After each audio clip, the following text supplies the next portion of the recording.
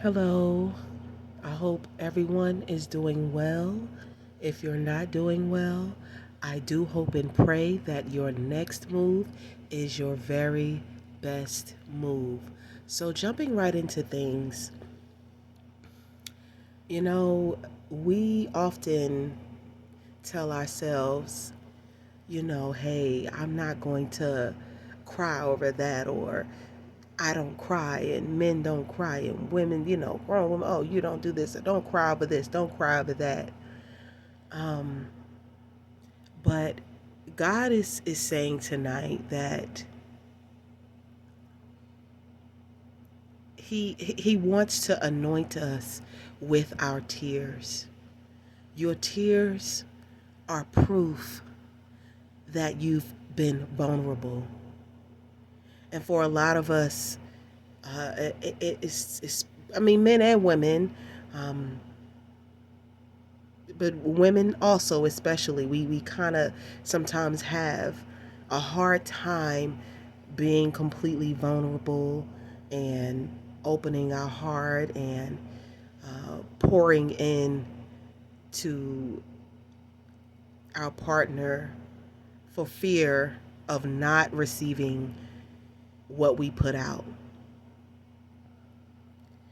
When you put out without thinking about the consequences, without thinking about whether it's going to be reciprocated, whether God is going to bless you, whether that person is going to favor you.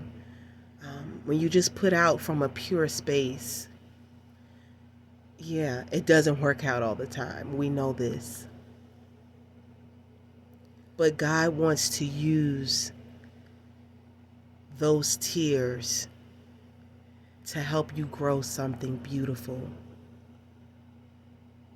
This life is about lessons on lessons on lessons. The lessons won't stop. This life, yeah, the motions aren't meant to be perfect.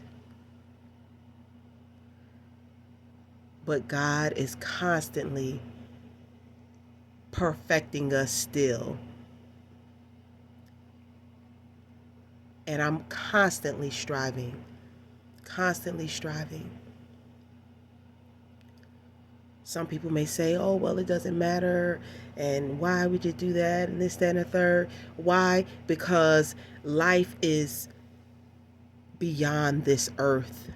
Life is beyond this flesh. We're spiritual beings having a human experience. So if you stay tethered to this human experience, of course you'll never achieve perfection. Of course you'll never know what truly being vulnerable is, what true love is. My issue was vulnerability. And I know you may say, oh, okay, well, you were vulnerable and you got hurt. It was like the snake bit you. Okay, yes, right, absolutely. But guess what? It proved my obedience to God.